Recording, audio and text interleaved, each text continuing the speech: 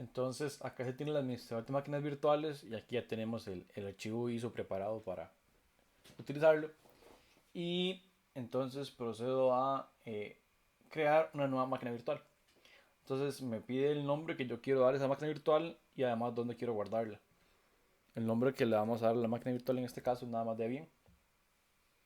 Y vean que al poner ese nombre, en realidad ya el administrador se dio cuenta que yo quería que el sistema operativo fuera Linux. Aquí igual puedo elegirlo. Y además me dice qué sistema operativo voy a instalar. Dependiendo del kernel o el tipo de distribución, puede ser Arch, Debian, Fedora, aquí hay un montón. Este es un Debian de 64 bits, entonces lo dejo así. Lo doy a continuar y dice que este folder ya existía. Entonces denme un segundo para eliminar ese folder porque eso quiere decir que me quedó por ahí un residuo de una máquina virtual que ya tenía. Entonces voy a bañarme por acá y aquí máquinas virtuales borro Debian. Chao amigo. Y ahora sí, creo otra vez Debian. Y lo que siguiente me pregunta es la cantidad de memoria RAM que quiero asignarle a esa máquina virtual. Entonces, eso dependerá de la memoria disponible, digamos RAM, que tenga la máquina de ustedes. Pero por lo general, con un giga es más que suficiente para un Linux. Pero yo por lo general intento asignarle por lo menos dos.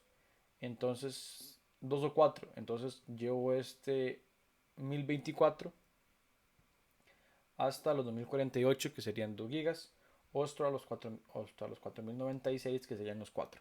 Entonces en este caso voy a asignarle 4 gigas de RAM a la máquina virtual.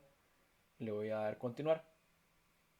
Y ahora me dice el disco duro. O sea, vea que estamos como, por así decirlo, construyendo una máquina, pero completamente virtual, ¿verdad? Entonces, de hecho, déjenme y escondo estos controles también para que no estorben la grabación. Listo. Entonces, estamos construyendo la máquina. Ya le asignamos RAM, 4 gigas, y ahora un disco duro. Dice que el espacio recomendado es de 8 gigas. Eso es súper poquito. O sea, aunque sea Linux, están exagerando. Entonces, yo no tengo un disco virtual creado, entonces selecciono la opción. Vea que aquí dice, yo no quiero agregarle un disco virtual, quiero crear uno o quiero seleccionar uno que ya tengo creado. Como no tengo creado ninguno, voy a crear uno nuevo. Le doy crear y me da varias opciones de tipos de formatos de discos virtuales. Está VDI, que es Virtual Box Disk Image, VHD, que es otro tipo de formato de disco virtual que VirtualBox también maneja, y el BMDK, que es otro tipo. Entonces nos vamos con VDI, el predeterminado que es hecho por ellos mismos. Le damos continuar. Y me pregunta cómo quiero guardar la memoria. Eh, Básicamente me da dos opciones. La primera es o que ¿cómo se llama esto? Se localice en memoria dinámicamente conforme el disco duro va creciendo. Es decir, yo puedo empezar y decir que mi disco duro es de 250 gigas, pero en la máquina real no me va a consumir 250 gigas, me va a consumir menos. Y a medida que se vaya llenando ese disco dentro de la máquina virtual, empieza a consumir más espacio. Y la otra opción es decirle, no, yo quiero que sea tamaño fijo, es decir, va a ser de 80 gigas e inmediatamente me consume 80 gigas en mi máquina host, digamos. Entonces yo lo que hago generalmente es de manera dinámica para poder ponerle el tamaño del disco que yo quiera a ese disco sin tener problemas y a medida que avance y se vaya llenando ese disco duro en la máquina virtual, empieza también a crecer ese archivito en la máquina host, ya lo vamos a ver. Entonces yo lo que hago es ponerle que sea de dinámicamente localizado y lo hago de 128 gigas. Lo creo y eso ya me deja la creación de máquina virtual, la estándar, digamos. Y eso es más que suficiente para lo que vamos a hacer ahorita. Entonces ya tenemos la máquina virtual. Si yo le diera aquí en ajustes, yo puedo cambiar cosas. Yo puedo irme al sistema, aquí está la memoria que tenía asignada, pero puedo irme a procesadores, por ejemplo. Entonces, ¿cuántos procesadores van a estar dedicados a esta máquina? Es decir, esta compu tiene 12 CPUs Entonces voy a tener solo uno dedicado a la máquina virtual o puedo subir cuántos núcleos van a estar dedicados a la máquina. Entonces digamos que voy a tener dos para que haya un poquitito más de recursos para la máquina virtual y sea un poquitito más rápido. Luego estamos en la aceleración. Hay ciertas cosillas por ahí. Dejemos este en 2. Luego está la pantalla. Cuánta memoria de video va a tener. Entonces ahí podemos jugar con esas cosas. En storage es el disco duro que acabamos de cargar. Está aquí. Supuestamente está pegado por un controlador SATA. Y este es el disco duro que creamos de 128 gigas. Que en este momento realmente lo que está abarcando son 2 megas. Porque es un disco que está vacío. Audio, red, más cosillas. Y una cosa importante que a veces nos es útil más adelante es folders compartidos. Esos son folders que comparten con la máquina que es el host. Es decir, un foldercito que está tanto en este caso, tanto en Mac como en Debian, que pueden compartir por ahí. Y interfaz de usuario. Entonces dejemos esto ahí. El único cambio que hice fue darle un núcleo más de procesador y le doy OK. Ahí ya está el cambio, que apareció un procesador número 2 acá. Y vamos a revisar este folder de Debian que quedamos aquí. Entonces vean que lo que tiene es .vbox, que esta es la configuración de la máquina virtual. Este vbox prep es la configuración que tenía antes. Y este debian.bdi es la imagen de disco virtual que acabo de crear, el disco duro virtual que acabo de crear. Entonces, por acá vean que dice que es Virtual Disk Image de VirtualBox. ¿Cuál es el siguiente paso? Ya tengo la máquina virtual creada, es decir, aquí es como si tuviera una compu recién comprada, aquí a la par mía, un tarro, que me permite a mí instalar algo nuevo. Entonces, si fuera una compu, ¿qué hago?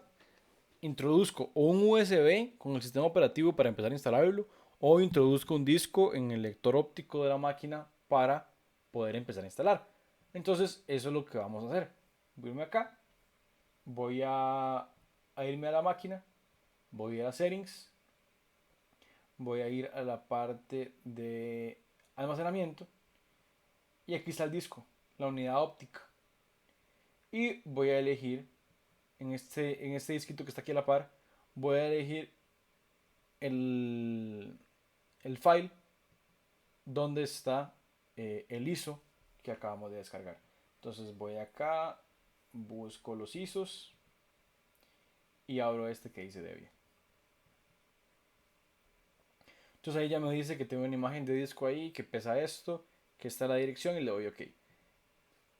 Y ahora ya puedo iniciar la máquina, porque es como si ya estuviera el disco dentro de la máquina física, digamos, y le doy a iniciar. Cuando inicia, me lo abrió en otro monitor. Un segundo. Me abrió esto. Entonces me dice, bueno, aquí como era la primera vez que lo inicio, él me daba la opción de hacerlo aquí, pero ya tengo acá la imagen de disco. Si no la tuviera y le doy a iniciar sin haber seleccionado la imagen de disco ahí, aquí voy a llegar a lo mismo. Le doy en este foldercito y selecciono en la que yo quiera, que aquí ya la tengo asignada. Entonces nada más le doy si esa es la que quiero y vamos a ver, ¿por qué no me deja darle?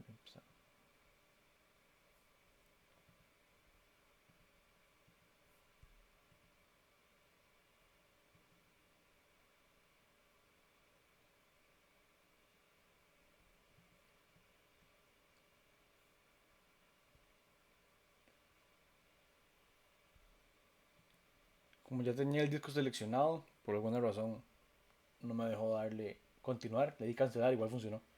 El disco ya está ahí, entonces llegan a esta pantalla. Aunque yo haga crecer esto, vean que la pantalla no crece. Luego vamos a ver qué hago para que eso se vea mejor. Y luego de ya tener esto, le vamos a dar al modo de instalación gráfica.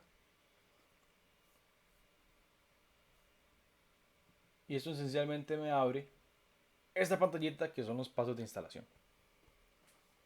Entonces, yo voy a hacer la instalación de la máquina en el idioma inglés y les voy a decir por qué y por qué se lo recomiendo. Primero, si no son muy diestros con el inglés o están aprendiendo cosas por el estilo, les va a ayudar a aprender más, uno. Y dos, si algún momento les sale algún error, la probabilidad de encontrar una solución al error si lo buscan en inglés es más alta porque tiene una comunidad más grande a que si buscamos el error en español. Entonces, para buscar errores y solucionar problemas es muchísimo mejor hacerlo con la máquina en inglés. Entonces voy a instalarla en inglés, le doy a continuar. Me dicen que dónde estoy. No estoy en ninguno de estos, entonces le doy otros para que me tire otra lista. Elijo Centroamérica, elijo Costa Rica, continuar. Me preguntan que cuál es, por decirlo así, el idioma o la distribución de locales acá. Acá no importa, acá puedo dejarlo en inglés porque mi teclado de la máquina está en inglés, porque básicamente este es el tipo de codificación que ocupo. Luego me preguntan la configuración del teclado, por así decirlo, cuál es. Entonces mi teclado está en inglés, entonces lo doy a continuar. Él detecta el disco y empieza ya a cargar los componentes que tiene que cargar para empezar la instalación. Entonces ahí le damos un toquecito para que cargue. Detecta la configuración de red, si tiene que tener algo de Wi-Fi, alguna cosa. Todo esto lo está haciendo máquina virtual, ¿verdad? Entonces lo que detecta es el tipo de controlador que tiene la máquina virtual. Ok, y ahora que me pregunta el nombre que yo quiero que tenga la máquina virtual. Eso es lo que tiene que ver el hostname. Es una única palabra, como dice aquí, que identifica el sistema a la red. Entonces, el nombre de host que yo siempre le pongo a la máquina es Jarvis. Le doy a continuar. Luego me pregunta el nombre del dominio. Entonces, como dice por acá, un dominio es la parte de su dirección de internet que viene a la par del hostname. Entonces, el dominio normalmente termina en .com. O sea, por ejemplo, qué sé yo, eh, ucr.c.cr, el nombre del dominio es ese. ucr.c.cr. Google.com es un dominio, etcétera, etcétera. Eh, pero vean que aquí dice, si usted está haciendo una red en la casa, o sea, una red en su casa, usted puede poner lo que quiera. Pero asegúrese de usar el mismo nombre de dominio en todas sus computadoras. Como esto es una máquina virtual, en realidad no nos interesa el dominio, puede tener cualquier cosa. Y como puede tener cualquier cosa, lo dejamos en blanco. Luego me pide algo muy importante, que es la contraseña de root. Entonces, en Debian y en la mayoría de distribuciones de Linux existe un usuario que es el superusuario, que es el usuario que va a tener permiso de ejecutar casi cualquier cosa en la máquina. Entonces, aquí me está preguntando por la contraseña de ese usuario. Esta contraseña, lo más importante es que no se les olvide porque la van a ocupar inicialmente para poder instalar cosas en la máquina y para poder darle permisos elevados a su usuario. Entonces, la manera más fácil de que no se les olvide la contraseña root del usuario root, aunque es una mala práctica, es ponerle root. Entonces, yo le voy a poner root a la contraseña root de mi usuario root. Como es una máquina virtual dentro de su computadora, no debería haber problema. Y como esto es nada más, o sea, no les digo usen malas contraseñas, más bien usen buenas contraseñas, pero en este caso, por simplicidad. Y ahora me pide el nombre completo para el nuevo usuario que se va a hacer mi usuario. Entonces tenemos el usuario root que se crea en el sistema siempre porque se necesita. Y ahora me está preguntando cuál es el nombre del usuario que yo quiero crear. En este caso Andrés Mora. Continuar. Luego me pide que le dé un nombre de usuario a mi compu.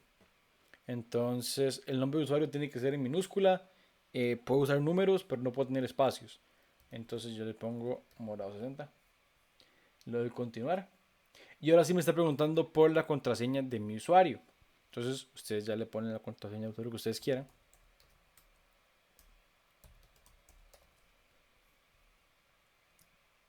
Continuar y ya ahora va a detectar los discos duros de la máquina para ya empezar la instalación. Ya configuramos como lo que se necesita. Ahora vamos con la parte de la instalación. Entonces, como estamos instalando una máquina virtual que acabamos de crear el disco duro, lo más sencillo es decirle use todo el disco. Use entire disk, básicamente. Luego, si estuviéramos instalando una partición, yo puedo decirle, yo quiero una configuración manual, porque yo quiero particionar el disco, quiero crear una partición nueva para mi instalación. Eso viene un poco descrito en el manual de instalación. En este momento lo que nos interesa es decirle, use todo el disco, no importa, porque es el disco virtual que acabo de crear. No crean que es el disco de su computadora, ese es el disco virtual que acabamos de crear. Entonces no hay problema con que use todo el disco. Entonces le damos a continuar y vean que me dice que este es el disco. El VirtualBox Hard Disk, que dice que tenía 137.4 gigas. Ese es el tamaño del disco. Entonces le doy continuar y me pregunta que cuál es la configuración que quiero que me haga, de particiones, que si quiero todo en una sola partición, que esto es lo recomendado por usuarios nuevos, separar la partición de home en otra partición, esa es la que yo utilizo, o separar home, bar y tmp en varias particiones. Normalmente yo lo que hago es separar la partición de home, porque home es la partición de archivos del usuario, digamos, y todo lo demás es de sistema.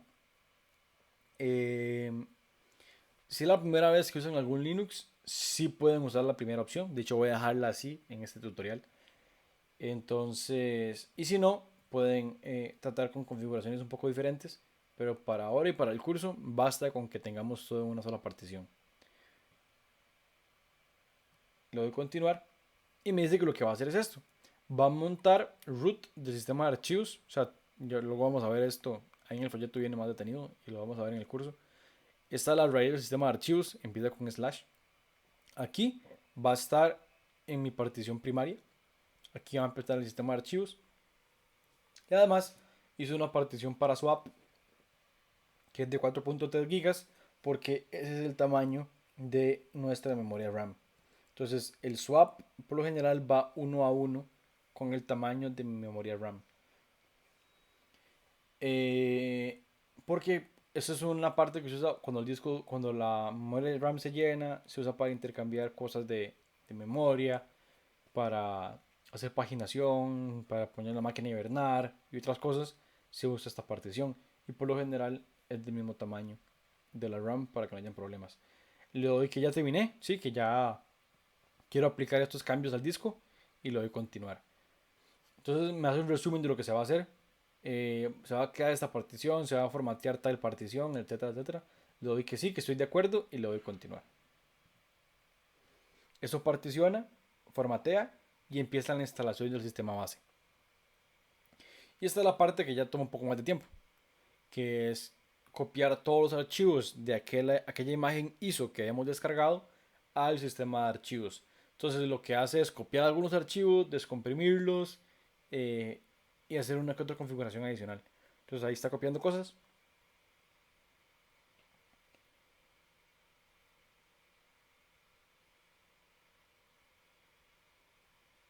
Y mientras eso pasa, no sé si alguno tiene una pregunta hasta ahora para aprovechar el espacio de tiempo de instalación.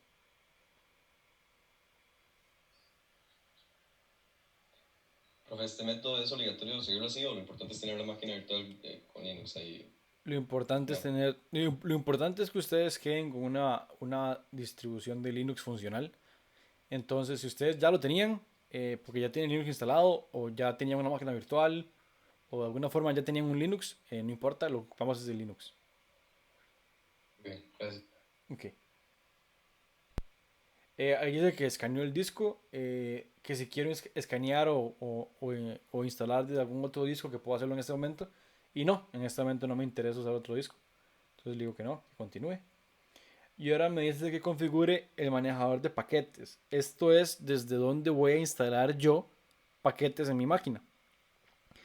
Y lo mejor es utilizar un servidor que esté cerca de mi casa o cerca de donde yo estoy. Entonces, si yo estuviera en Estados Unidos, elegiría el servidor de Estados Unidos, pero como estoy en Costa Rica, elijo el servidor de Costa Rica. Y yo puedo usar la copia de Debian que hay aquí en Costa Rica, pero utilizo los mirrors de la UCR porque por lo general estoy más cerca de esos mirrors. Entonces elijo los mirrors de la UCR y lo doy a continuar. No ocupo ninguna configuración proxy para salir a la red ni nada por el estilo. Entonces eso queda en blanco, no hace falta nada. Y ahora ya está configurando el administrador de paquetes. Entonces eso es de dónde va a ir a buscar. Cuando yo quiero instalar un software nuevo utilizando apt, que es el manejador de paquetes de Debian, es básicamente de qué servidor va a ir a descargar ese software para instalarlo en la máquina. Entonces acabamos de configurar que los va a ir a buscar en el servidor de la UCR y los van a instalar desde ahí. Igual más adelante en el curso, en el folleto, viene cómo funciona la instalación desde manejador de paquetes. Entonces ahí vamos a ver los comandos de apt update para actualizar los repositorios, apt install para instalar, apt remove para desinstalar.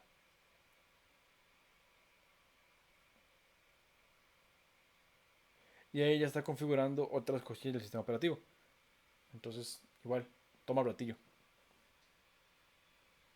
Ahí ya depende mucho de la máquina que estoy instalando, qué tan rápido es el disco duro de instalación, cuánto RAM tengo, cuánto voy y cuánto procesador tengo disponible.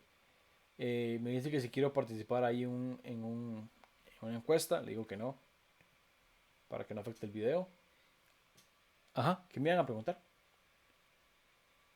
Yo quería preguntar más o menos qué tan buena tiene que ser una compu para que aguante todo esto, o sea, el procesador y todo eso. En realidad la máquina virtual es bastante liviana, entonces la mayoría de compus que se venden hoy en día ya lo soportan. Digamos, lo más importante casi que es el RAM. Con solo que tenga 4 GB de RAM, la máquina host, uno le puede asignar solamente uno a la máquina virtual y ya funciona. No va a ser lo más rápido del mundo, pero sí funciona. Entonces, con solo que tengan 4 GB de RAM y el procesador recomendado sería para, digamos, de un i3 para arriba.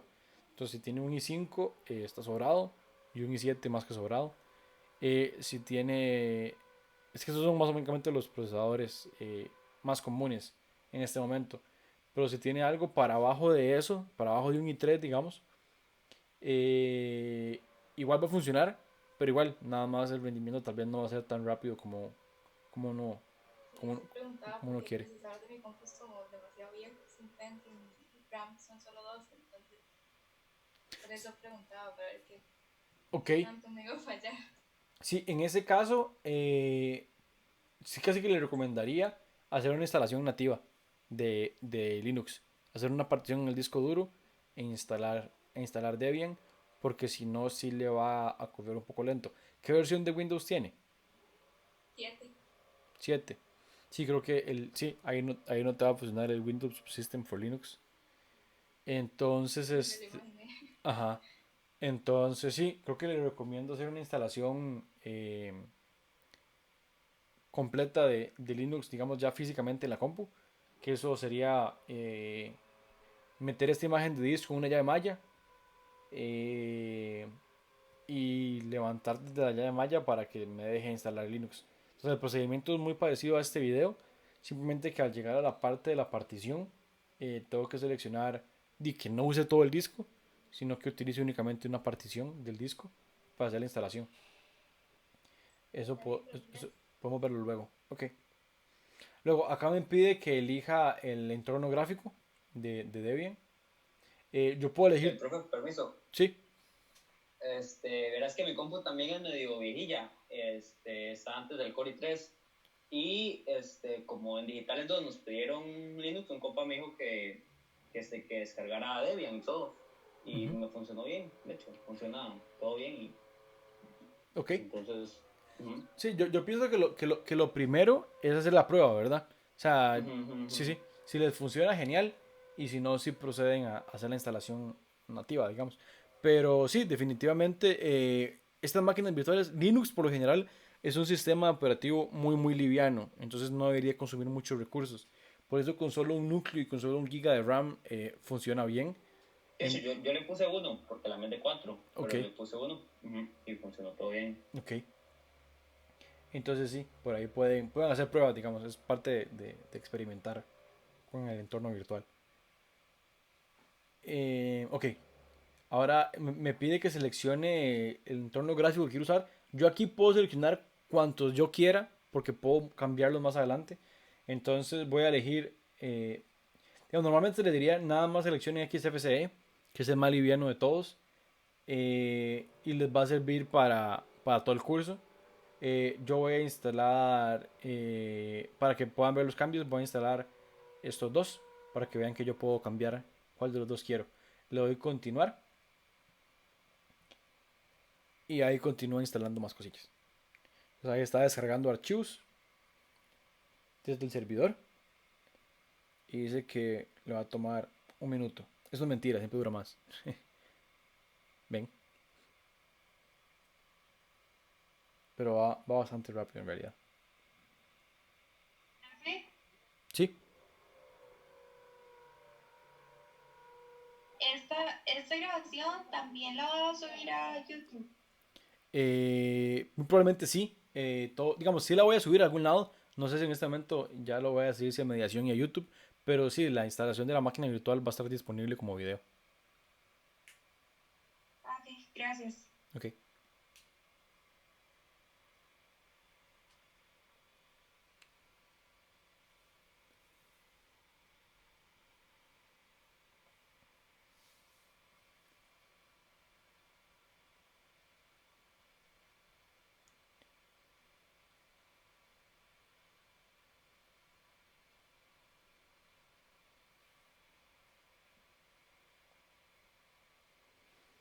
Como esta parte es una instalación de red, digamos, si estás cargando archivos, pues siempre dependerá mucho de la conexión a internet que tengan para que lo tomen en cuenta. Puede tardar entre 5 minutos o 20 minutos o algo por el estilo, dependiendo del internet.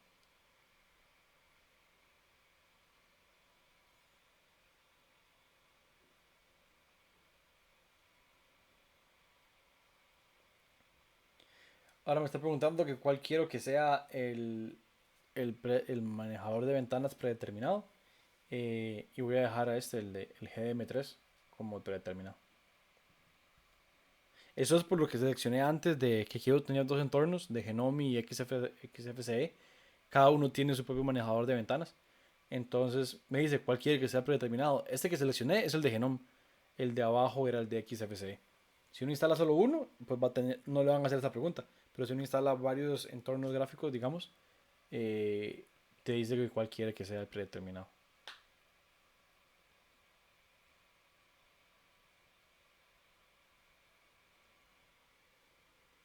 Y ahí, ya que descargó todo, básicamente lo que está haciendo es descomprimiendo y copiando y moviendo archivos para que queden en las ubicaciones correctas del sistema operativo. Para que cuando el sistema operativo arranque, encuentre todo en su lugar, digamos.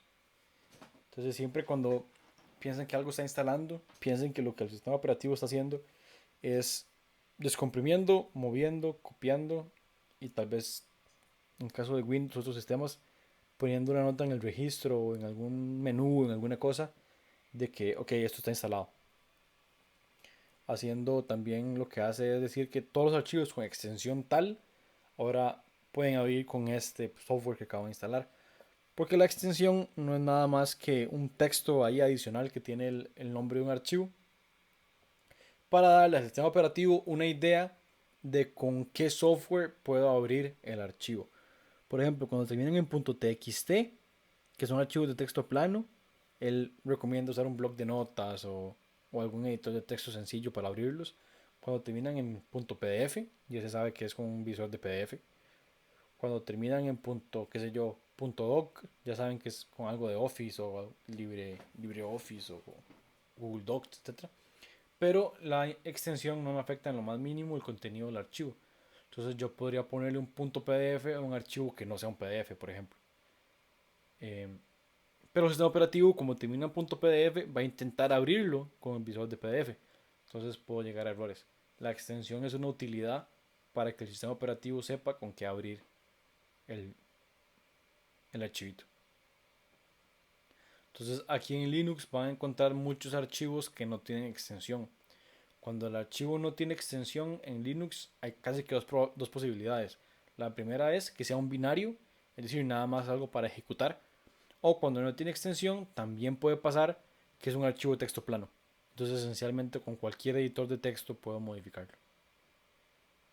Y eso es importante porque ahora cuando lean el folleto y empiezan a ver un poco más de Linux, se van a dar cuenta que casi que todo en Linux es un archivo.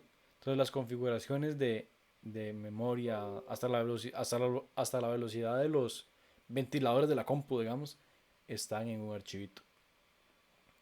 Entonces se van a dar cuenta que siempre por ahí hay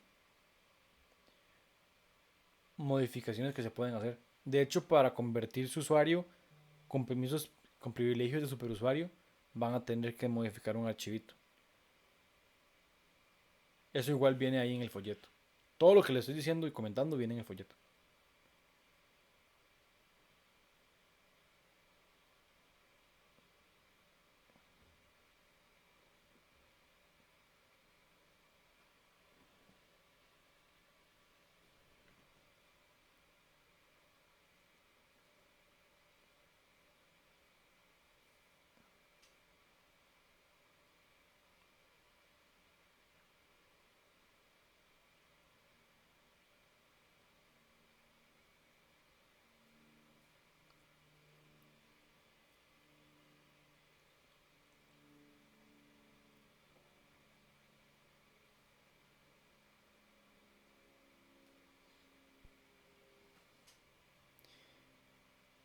Ok.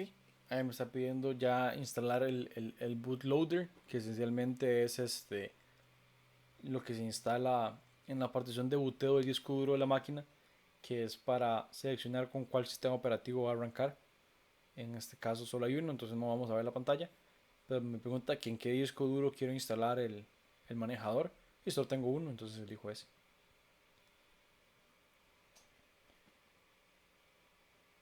Ese bootloader, si instalan esta máquina a la par de un sistema operativo Windows, por ejemplo, les va a listar los dos sistemas operativos para que ustedes elijan con cuál quieren comenzar.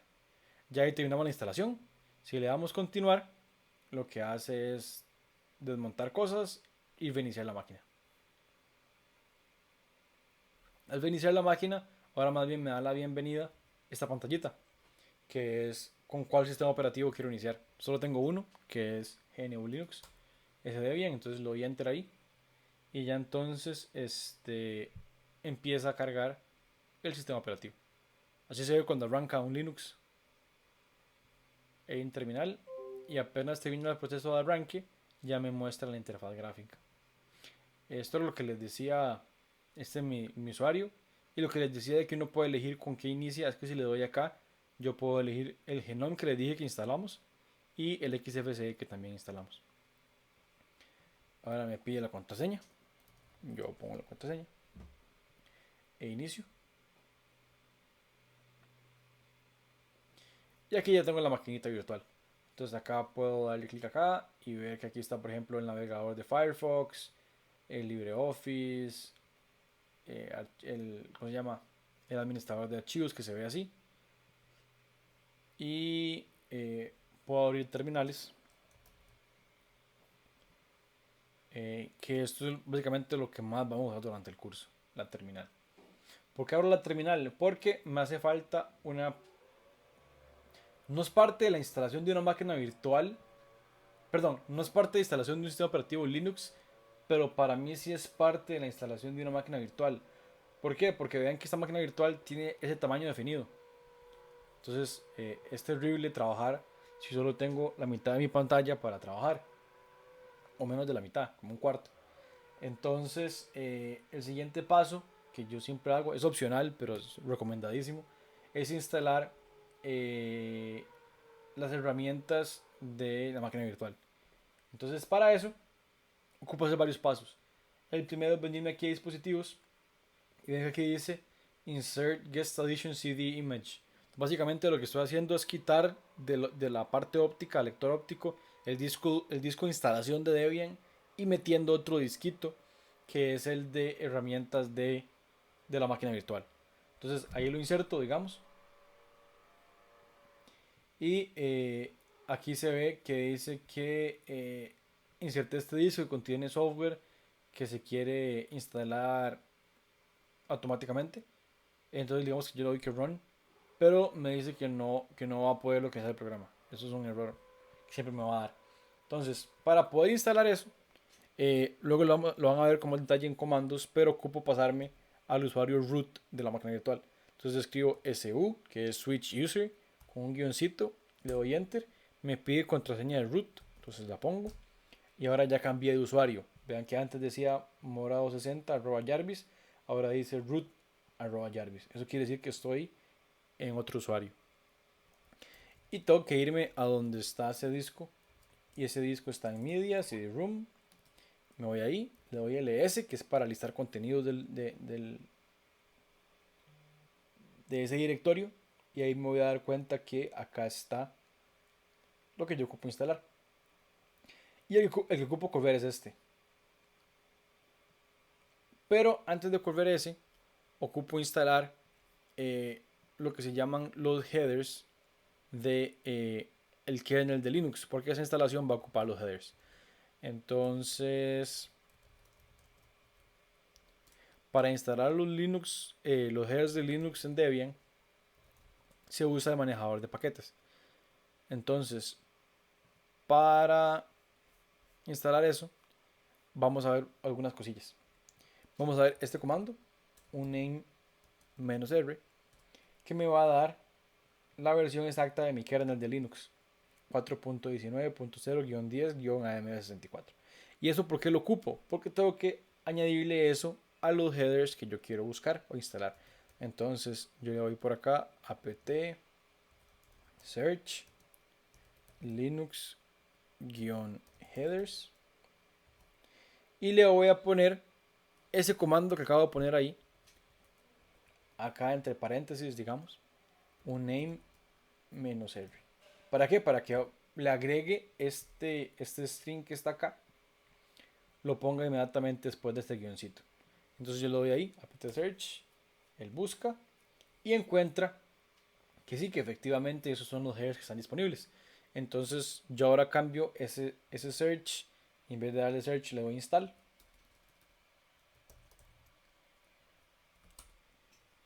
Y él me dice entonces que va a descargar 34 megas y que después de instalar van a ser 128. Yo le digo que sí, que está bien. Procede a instalar.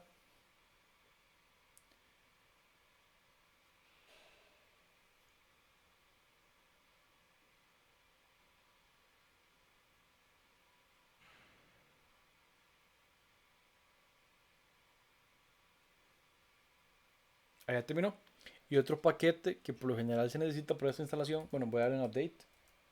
Otro paquete que por lo general se necesita para instalaciones es Build Essentials,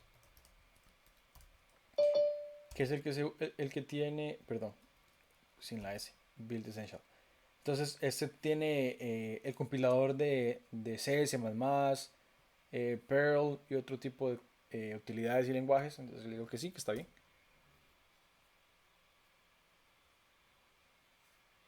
Que lo instale. Y al terminar, ya tengo instalado como las dependencias que ocupo. Voy a darle ls de nuevo. Y acá puedo darle sh, que es el comando para correr lo que quiero correr. Y voy a correr ese que dice vbox linux additions.run. Ese es el archivito que quiero correr. Y ahí lo corro. Entonces ven que dice que verificando tal cosa, todo bien. Esta es la versión 6.1.4. Va a empezar a instalar. Y dice que está compilando, que puede tardar un ratito. Está compilando para esta versión del kernel 4.19.0, que es la que acabamos de instalar. Esos eran los headers que ocupábamos para instalar. Está generando unas cositas acá en el inicio de cuando la computadora arranca.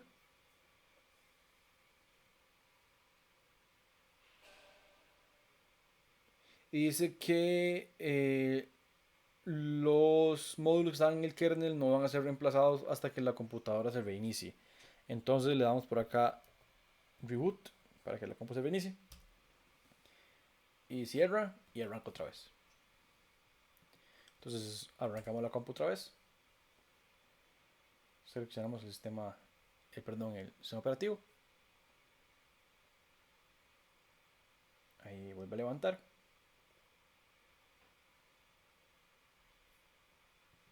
Inicio sesión.